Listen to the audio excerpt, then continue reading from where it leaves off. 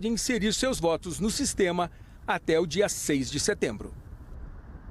Bem, Raquel Porto Alegre continua aqui na nossa tela e agora chega mais também o Luiz Frige, que é o nosso convidado, advogado, professor de Direito Empresarial, para falar um pouco mais sobre essa questão da plataforma X. Bom dia, professor, muito obrigado. A gente viu aí na reportagem do Marcos Lozecan, né, que teve essa novidade da intimação ao X vir na própria postagem da rede social. Como é que o senhor enxerga essa inovação e também a conduta de Musk e a decisão em si sobre essa suspensão da plataforma? Bom dia mais uma vez.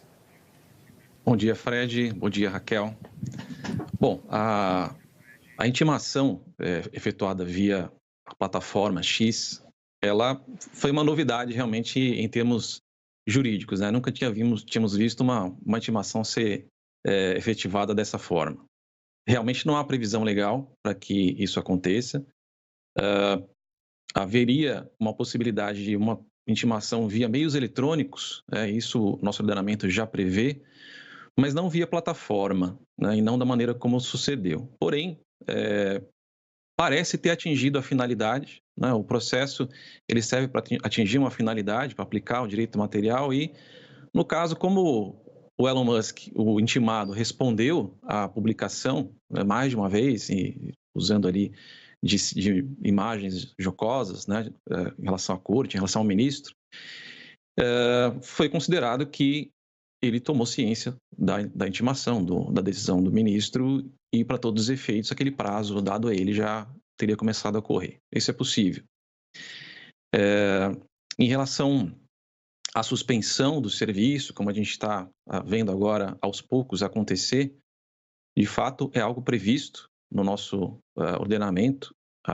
O Marco Civil da Internet tem um sistema que permite ao judiciário determinar gradativamente a advertência, a aplicação de multas, como ocorreu, a suspensão temporária ou até mesmo a interrupção definitiva dos serviços de uma plataforma, de um provedor, no caso aqui, por estar descumprindo as decisões judiciais proferidas pelo Supremo Tribunal Federal.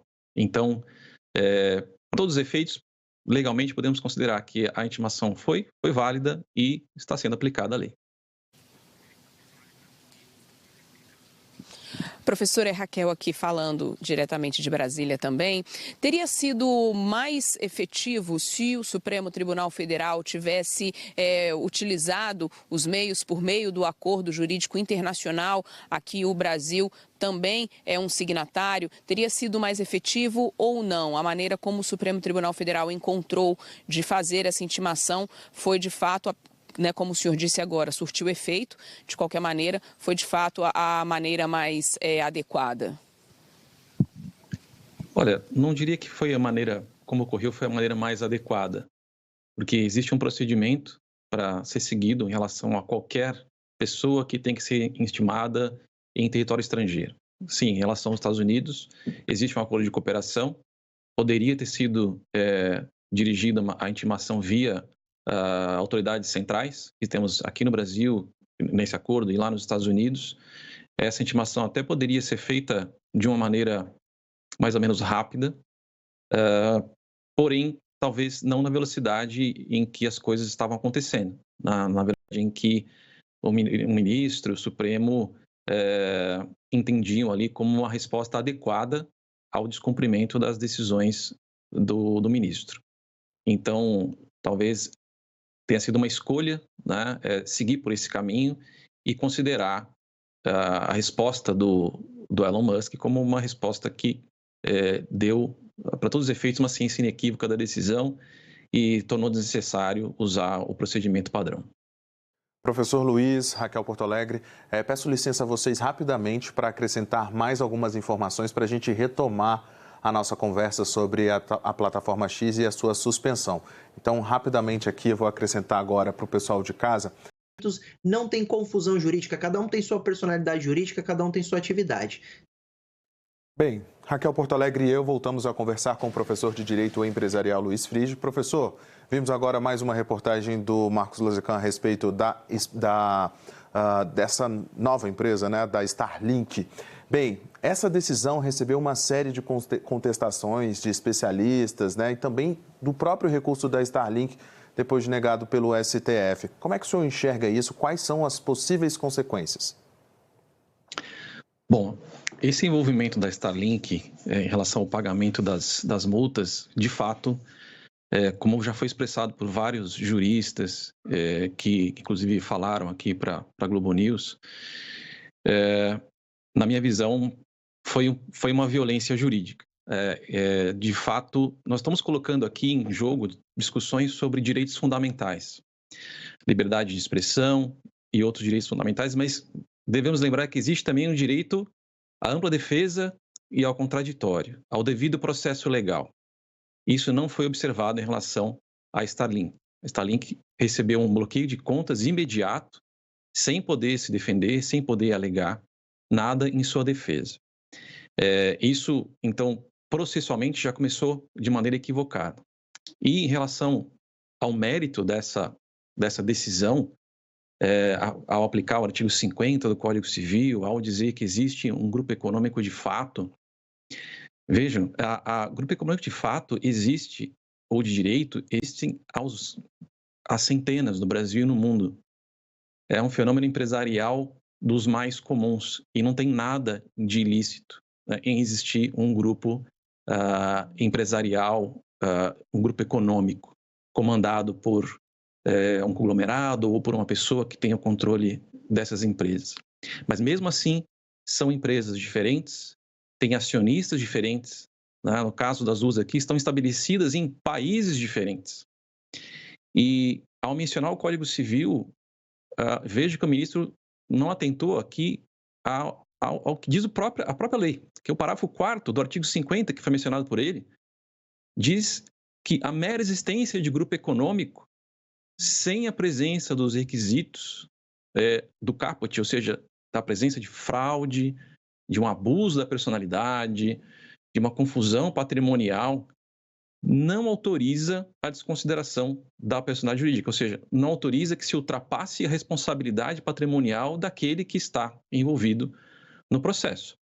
Então, tanto processualmente quanto materialmente, eu vejo que a decisão do ministro nesse tocante, apesar de estar baseada no descumprimento de uma ordem judicial, sim, mas nesse tocante de atingir os ativos financeiros da Starlink, a minha opinião é completamente equivocada e pode gerar um precedente muito, muito perigoso na nossa jurisprudência. Professor, o fato de serem empresas distintas e também de a Starlink ter feito o caminho correto, né, juridicamente correto, ter recorrido à Suprema Corte, né, esses fatos podem fazer com que essa decisão agora, na negativa do ministro Cristiano Zanin, possa se configurar como um abuso de poder nessa situação como um todo, né, já que são empresas diferentes, houve um recurso natural por parte da outra empresa. É possível se falar em abuso de poder? Olha, sim, toda autoridade ela está sujeita a cometer abusos. Pode ser um magistrado, pode ser qualquer outra pessoa que esteja investida em determinado poder de autoridade. Pode ser um policial, enfim. Mas aqui, o que tem que ser observado são os mecanismos próprios para se discutir as decisões judiciais, né? Antes de falar em abuso de poder, tem que ser tem que ser usados os mecanismos, né, como o Starlink tem feito, e se discutir até a decisão final sobre a correção ou não dessa decisão. Na meu ver, é incorreta, mas evidentemente que existem opiniões diversas, e a Starlink tem que usar os meios processuais adequados para combater essa decisão, para que ela seja revertida. É o único meio. Agora, é claro que você pode discutir o exercício além das atribuições ou além daquilo que a lei permite em relação a uma decisão judicial, sim. Mas antes de falar em abuso de poder, né, isso tem que ser definido de uma maneira definitiva. pelo Supremo Tribunal Federal. A gente está falando aqui de decisões monocráticas e ainda não há um pronunciamento do colegiado. O colegiado ele vai analisar essa questão e vai, enfim, dar a opinião ou a decisão em relação a todo o Supremo Tribunal Federal sobre essa decisão, que por enquanto são decisões aí singulares, são decisões monocráticas. Professor, já que o senhor tocou nesse assunto do colegiado, né? Eu gostaria que o senhor fizesse até uma análise para a gente, o que pode estar por vir, né, diante de uma decisão do Supremo de forma colegiada.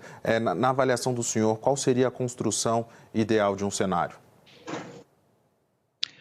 Olha, o que nós esperamos sempre de tribunais em que as decisões são colegiadas é que haja ainda que por questões de urgência e velocidade na prestação jurisdicional, nós admitimos, claro, as decisões monocráticas, mas o que se espera é que essas decisões monocráticas sejam analisadas pelo colegiado de forma rápida, né, de forma a termos um pronunciamento do tribunal e não do ministro X ou Y. Então, o que se espera é presteza, o que se espera é que seja levada a discussão a Starlink com o seu direito de, agora, exercendo o seu direito de se insurgir contra essa decisão, que essa insurgência seja analisada de forma rápida e, mantida ou não, seja uma decisão tomada pelo Supremo Tribunal Federal. Tá certo. Professor Luiz Frigi, muito obrigado pela entrevista aqui na Globo News. Raquel Porto Alegre também. Ainda hoje acho que nos falamos. Grande abraço para vocês. Muito obrigado, bom dia. Bom dia.